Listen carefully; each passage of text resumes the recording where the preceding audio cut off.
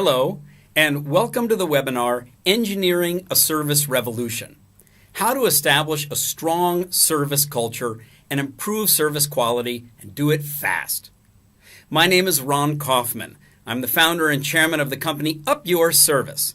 I've been working with leaders in large organizations all over the world in every possible industry for more than 30 years. I've written the key lessons that we've learned over those 3 decades in this book, Uplifting Service, the proven path to delighting your customers, colleagues, and everyone else you meet. What you're going to learn in this webinar are some of the essential lessons from experience that we've learned in guiding organizations to a successful service revolution.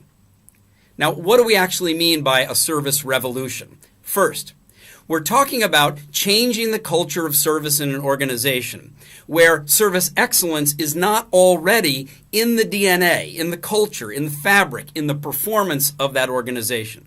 In other words, a service revolution is not for a company like Singapore Airlines. From the very beginning of their first flight, they had already decided that outstanding service performance for passengers was going to be the differentiating factor for Singapore Airlines. They don't need a revolution in service. Changi International Airport, Singapore's airport, the most awarded airport in the world. It's the front door for the entire nation. They know that service and service culture are incredibly important. They don't need a service revolution. They're already doing very well. Disney does not need a service revolution. Ritz-Carlton does not need a revolution in service. Zappos, the online player, has built their entire culture based on wow levels of service, and if you go visit their headquarters in Las Vegas, you'll see how they do it. They may need continuous, ongoing evolution to keep their service on top, but they don't need a service revolution. So who does? A service revolution is needed when leadership of an organization wants to achieve a dramatic improvement in service to external customers, clients, members, patients, visitors, guests, whatever they may be called. But they need to do it fast. Then you need something that's more revolutionary. For example, when this property opened in Singapore, the world's first integrated resort, 6 months after opening, the TripAdvisor scores were not really wanted them to be. They needed and achieved a revolution in service, growing TripAdvisor score by more than 20 points in just 6 months. We helped them do that, and that's an example of a revolution. Here's a telecommunications company in the Philippines, dramatically losing market share and financial results that were showing that kind of a loss, turning it around in a very short period of time through a revolution in the service quality performance they provide for their customers and in a revolution in the culture of service. Here's an example on the financial side. This is a resort property group based out of Mauritius. I'll be talking about more later in the webinar. Look at the financial results. This company was actually headed for bankruptcy, but in a very short period of time, turned it dramatically around, achieved a successful revolution based on improved quality of service. Here, a national airline, also running in the red, losing money and wanting to turn it around. And you can see the turnaround, dramatic, substantial, and fast. In this case, the compliments to complaints ratio going from 1-to-1 to 10-to-1 over a period of 24 months. So, what do we mean by a revolution? Leadership of the organization wants a dramatic improvement in service, and they want it fast. Third point, they understand that this improvement in service is not only for the external customer, for the external client. Also, a dramatic improvement in service is needed inside the organization, between functions, between departments, between levels. So, for example, many large organizations have become siloed in their management structure. And leadership in these organizations, when they realize service between the silos must improve, then they're looking for not just an evolution, but an actual service revolution. And finally, anytime you hear the word revolution, you're generally thinking about something pretty big. And in this case, we'll be talking about organizations with at least 1,000 employees. Large, dramatic. Like when you hear the term the American Revolution. It created an entire country. Or the French Revolution, where it dramatically transformed the nature of governance throughout the country. There was the Russian Revolution. And then later on with Glasnost and Perestroika and the Berlin Wall coming down, another revolution that affected everybody in the entire continent of Europe. There was the Chinese Communist Revolution, and then that was later followed by the Capitalist Revolution. Now, each and every one of us has been involved in a revolution of this scale. Think about it. When was the last time you actually hand wrote a long letter to someone? Probably it hasn't been for quite some time, if ever, if you're a young person. Why? Because all of us are involved in a digital revolution. So what do we mean by a revolution? It's not for companies that already have service in their DNA. It is for companies that want to improve service fast. It's for organizations where leaders want to see an improvement in service inside the organization as well as for those on the outside. And finally, we're talking about something big. Now, why is it that large organizations struggle to achieve successful service revolutions? Well, it's not for lack of understanding the value of service. In other words, people understand that service has a competitive advantage. Service is what creates a better customer experience, more customer satisfaction, loyalty, referrals, recommendations. It's that great service experience that leads to increased share of wallet or market share and increased commercial shareholder value. So it's not for lack of understanding about the value of service, and it's also not for lack of understanding about what you need to do. You know, it's funny. It's almost like I want to improve my health. Well, you know what to do. Eat healthy. Quit smoking.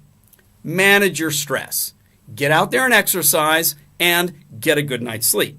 So it's not that people don't know what to do, but how you actually do it, the common sense about how to bring that into your life, that's where the challenge lies.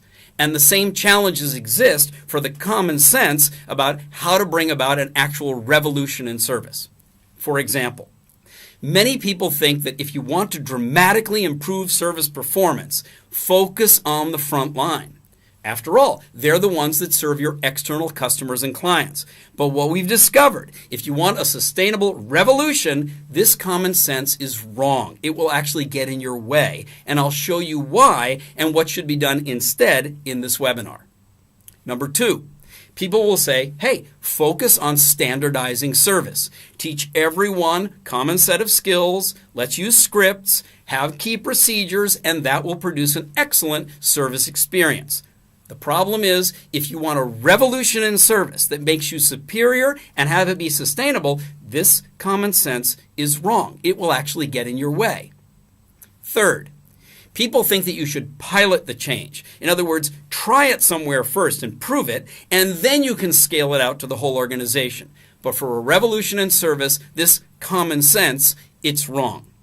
Finally, people say, listen, we've got to have some way of tracking to see whether or not this thing works. Let's focus on those ultimate measures of success, satisfaction, sales, market share. But once again, the common sense is wrong. What we've discovered from working with large organizations all over the world is that this common sense is incorrect. A service revolution requires something different. It requires a dramatic change in the culture. And you know, there are some key leaders who've pulled it off. They've made it happen. One of them, for example, is Lou Gerstner. When he turned around IBM from a product-oriented company to a services organization, he wrote in the book, if I could have chosen not to tackle the IBM culture head-on, I probably would not have. My bias coming in was towards strategy, analysis, measurement. In comparison, changing the attitude and behaviors of hundreds of thousands of people is very, very hard. Yet I came to see that culture isn't just one aspect of the game, it is the game. And that's what we're going to show you in today's webinar. Too many large organizations have what we call a confused service culture. Service, or is it sales? Or is it speed? Or is it innovation? Or is it cutting costs? Or is it improving distribution? That service becomes one of the things, in which case it's a confused service culture. But very successful leading organizations who've pulled off these revolutions or who have service in their DNA, they're not confused about the importance and the priority of service. They get those arrows aligned. And actually, what do? They get their people aligned. And I'm going to show you in today's webinar exactly how you can do that too. Now, at the end of today's webinar, I'll also be giving you some key action steps that you can take if you're a leader, or if you're a member of a key team, or if you're the kind of person who wants to do it yourself. I'll provide resources for that as well. And throughout today's webinar, if you have questions, go to the chat box and type your questions in. At the end of the webinar today, a key member of our Up Your Service team will be answering questions for all of you. Now, pulling off these revolutions requires the use of a proven methodology. And we've come up with what we call an architecture that allows you to engineer the development of a successful and sustainable service culture. And as you can see, there are three key components: education, leadership, and building blocks. You also need an implementation roadmap, getting your leaders aligned, getting the right people on the steering committee, focusing on what we call the 12 building blocks, rolling out effective and actionable service education, and then embedding those practices right into the processes and the systems that you use every day. So we have a proven methodology, and it's very clearly laid out in the New York Times bestseller, Uplifting Service. But this webinar is about how do you implement that methodology and produce a revolution successfully. For this, we've identified 4 rules for a successful service revolution. And here they are. Rule number 1, don't start with customer-facing employees. Instead, involve everyone and put a special focus on your internal service providers. In every business, somebody focuses on the external customer. They do sales, they do installation, they do service handling. It's the contact center, it's the sales force, it's people who are over the counter or over the phone. But behind the scenes, supporting those frontline service providers are your back office people: production, manufacturing, warehousing, marketing, product development and design, IT, finance, HR. Those shared service providers behind the scenes, they are also key people who need to be brought into the revolution. Here's an example with an IT group for a large telecommunications company. They serve external customers in manufacturing, in government, in financial services, in hospitality, in transportation. Inside the company are what's called business stakeholders. They serve the external customers, and clearly that is a service relationship. But supporting the business stakeholders, you have your business-facing demand management team, and you have your IT domains. Now, those are internal service providers, and they need to work with each other, serving one another, so that to the external-facing business stakeholders, it's like they're working with one. But even that is not the whole service ecosystem, because outside the organization are other vendors, suppliers, and partners who provide things like IT hardware and software platforms, or mobile technology, or cloud services. Now, where is service in this whole organization? Well, clearly it's out there to the external customer, but it's also inside and further inside, and also extending outside to that vendor outsource partner area. But then you also have service inside the organization with different groups serving and communicating effectively with each other. And then during ultimate implementation of any particular platform or service requirement, you'll find people from the specialist domains working with people who face the external customer and providing service as well. So, where is service in this situation? Certainly it's here, but it's also here. So who needs to learn how to give better service? Well, if you want to produce a revolution, don't start by focusing only on the external partners or the external service providers. Get everyone together. And here you have an example of huddles. Huddles of service providers inside the organization working with each other, figuring out how can we serve each other better so that those of us who do face the external customer can actually give that person, that customer, a better experience.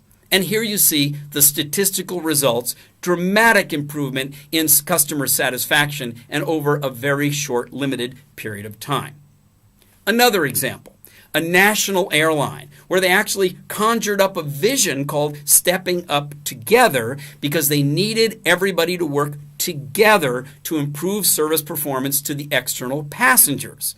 So what does that actually mean? They were a 3-star airline. A new CEO came in and he said, I want to achieve 4-star status and I want to do it in 24 months. And by the way, last year we lost $8 million. 24 months from now, I want us to turn a profit. How did they do that? They had 2,500 people in the airline organization. Now that includes cabin crew and pilots and ground handling and engineers and people in catering and people in IT and reservations and sales, and 100% of the staff of the organization all experienced service education at the same time.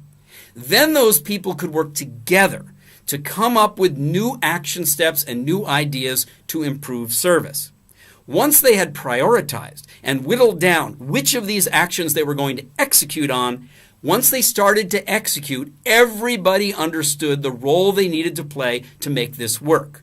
So, for example, an improved economy class, improved comfort in business class, better caring for children and infants, better in-flight entertainment, an improved meal concept coming from the kitchen all the way out to the passenger tray, improved service in the ground handling at the terminal, and even an entirely new lounge.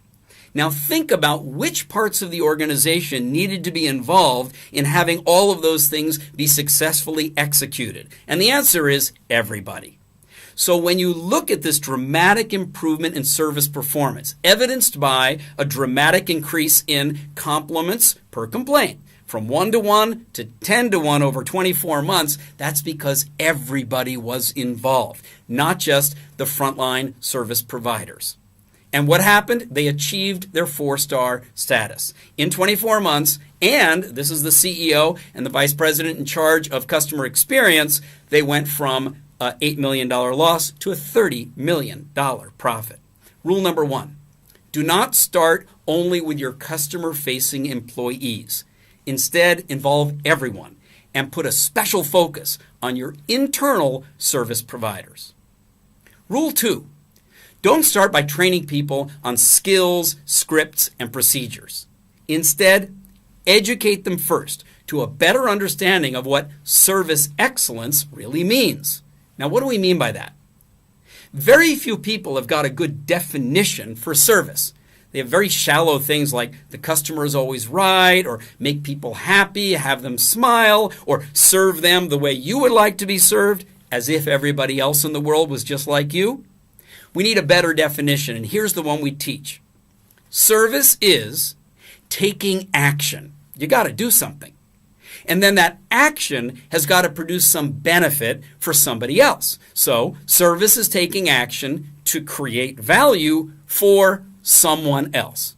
A fundamental definition of what is service.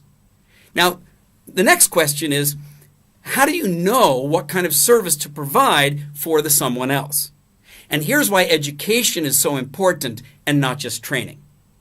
Let's say you open a new restaurant and this is your waiter, but he's never been a waiter before. So the first thing you better do is train him. Train him how to bring people to the table, how to present the menu, how to take the order, how to bring the food, how to clear the plate, how to collect the money. He's now well trained. He understands the scripts, he's got the procedure, he knows the standards.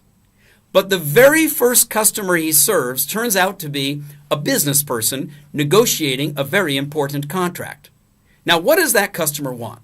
A quiet table in the corner and not to be bothered unless the coffee is running low, and then the waiter should be right there.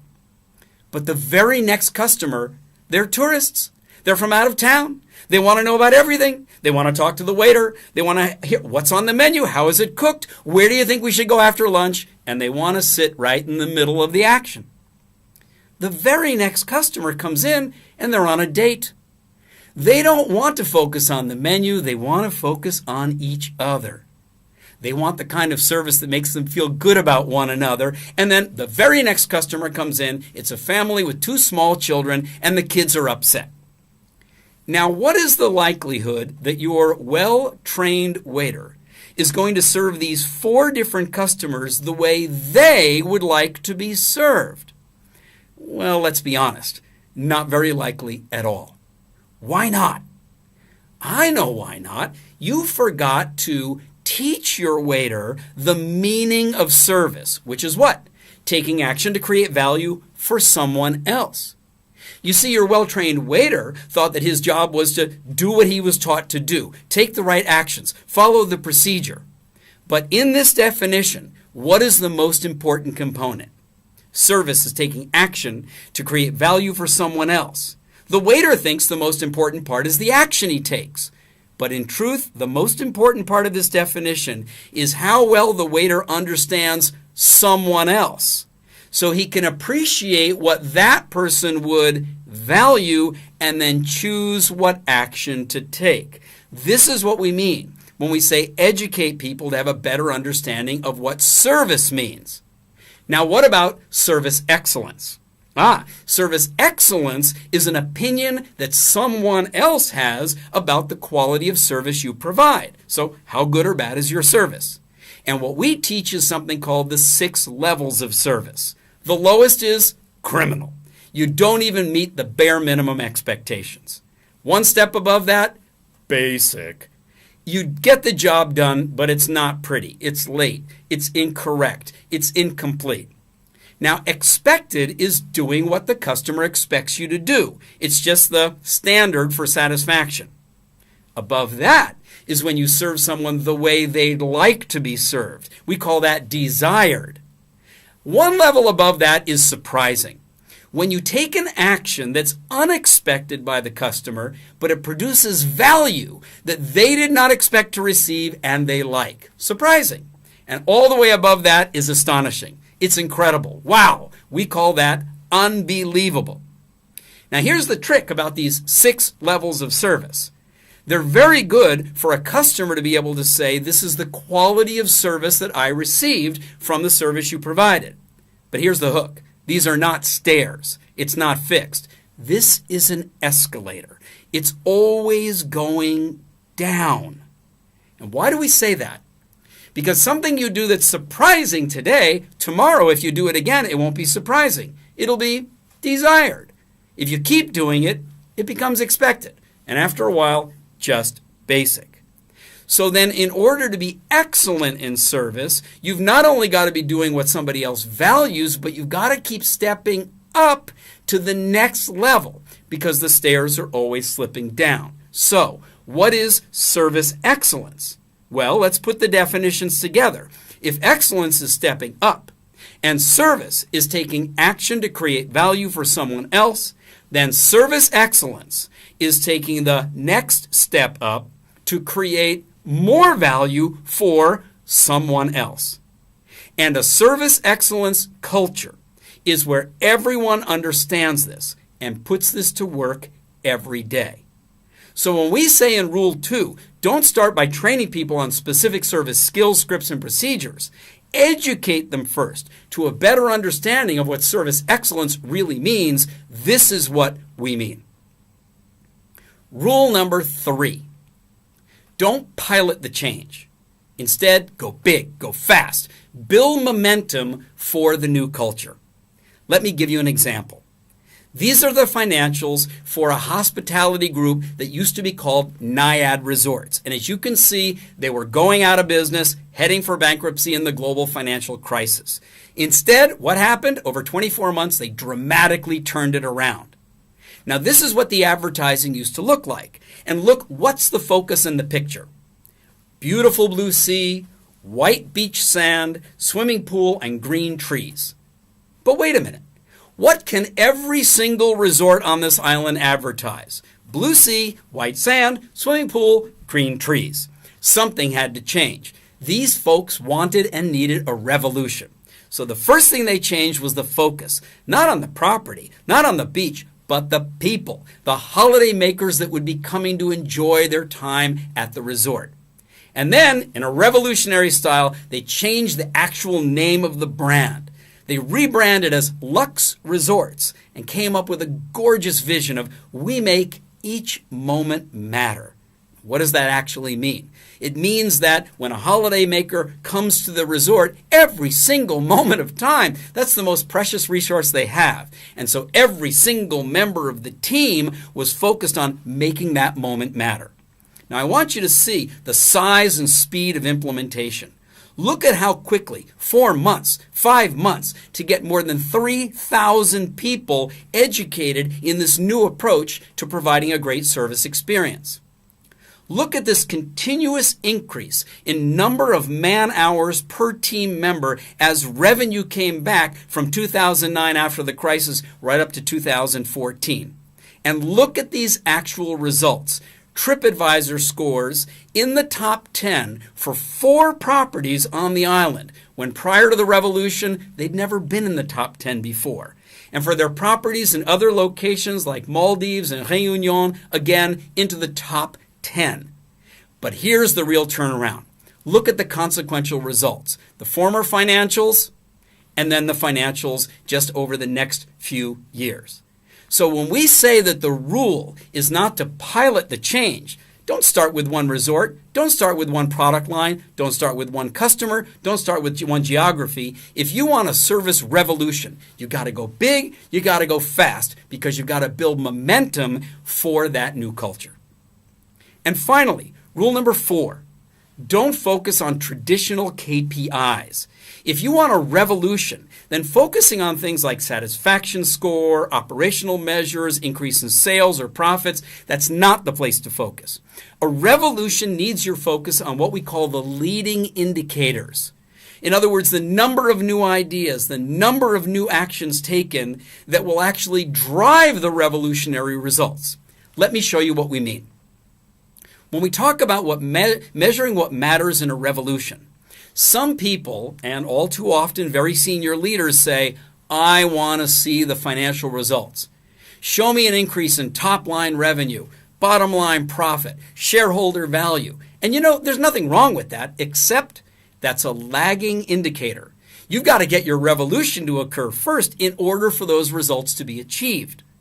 So what would be a leading indicator that you're going to get those lagging results? Aha!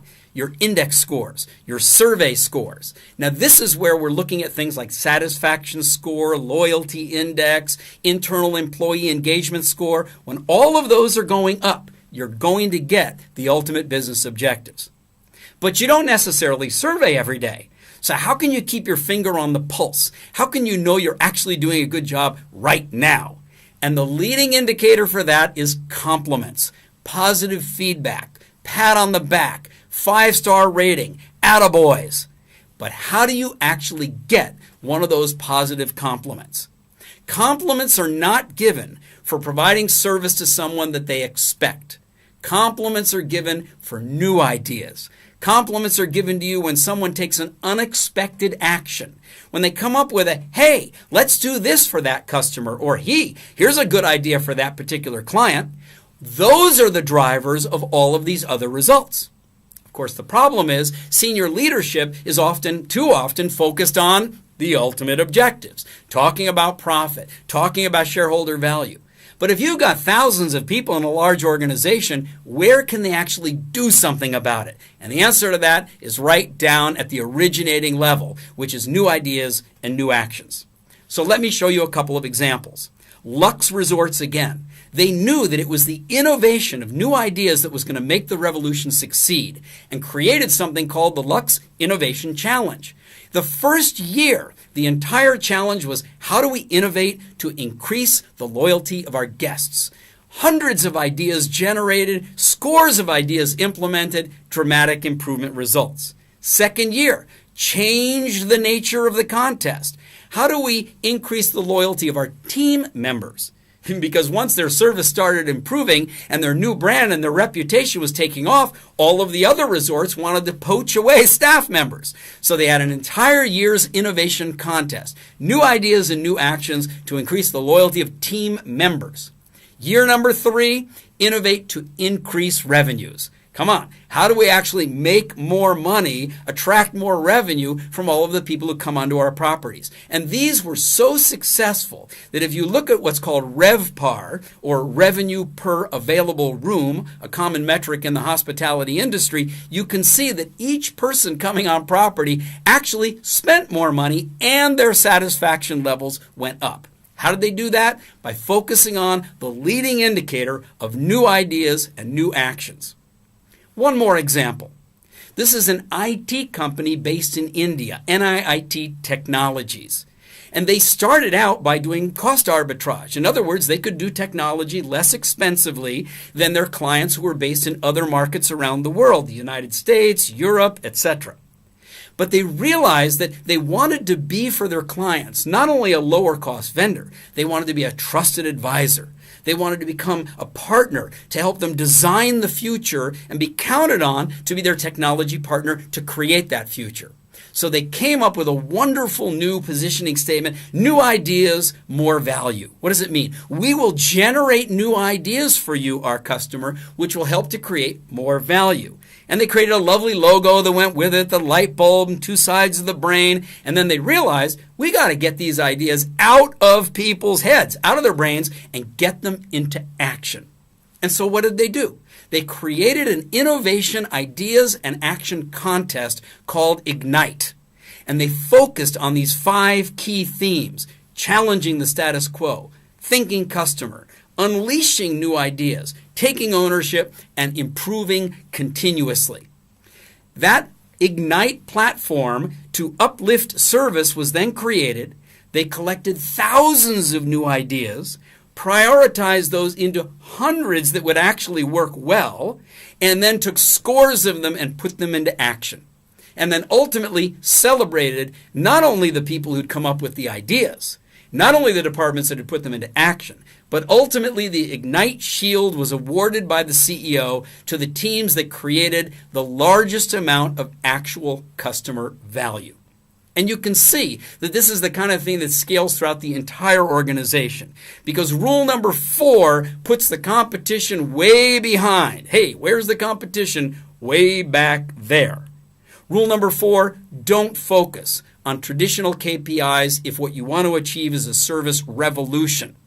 Instead, focus on the leading revolution indicators, ideas that generate value, and putting those new ideas into action. What have we got here? 4 rules for a revolution. 1, don't start with your customer-facing employees. Instead, get everybody involved. 2, don't start by focusing on skills and scripts and procedures. Teach people the meaning of service excellence. 3, don't pilot the change. Go big, go fast. You've got to create momentum for a new culture. And number 4, keep your focus where everything really counts and begins, on the volume of new ideas and new actions that will drive your revolution to success. Now, you'll find all of what I've shared today in the webinar in the final section of this book, Uplifting Service, which of course you can find online or in some of the best bookstores around the world. That's where you'll see how to actually get those arrows aligned, how to get your people aligned. And here are 3 specific actions that you can take. You might be concerned about aligning your senior leadership team. How do you get people in all of the operational areas, or all the geographic locations, or covering all the different product lines or customer segments to have a common understanding of what's it going to take to engineer the development of a culture? What needs to happen? These top leadership team members need to see the fundamental architecture. They need to understand what people need to learn. They need to understand their own role as role models, the behaviors in leadership, and they need to appreciate what we call the 12 building blocks of service culture, a topic for an entirely new webinar coming up. Here they are, 12 building blocks, which you can read about in the book and you can find a lot more about online. But this is what we're teaching in a service leadership workshop. And not just the architecture. We want to show your leadership team how to actually implement this. What does it mean to get that leadership team aligned in a service leadership workshop? How do you keep them aligned over the 12-month implementation period? Who should be on that steering committee? Where do those members come from? What is their job? How often do they need to meet?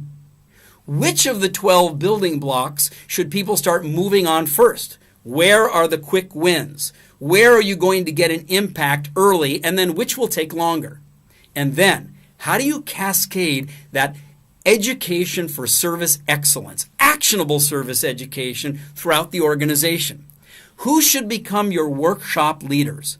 Who are those high potentials that you want to infuse with this education so they in turn can bring it to other people inside the company, across the organization, in every different department? And then finally, what does it mean to actually embed this into your processes and systems? So just by going to work, people will be constantly reinforced and understand how do we actually give somebody else, whether it's internal or external, a better service experience.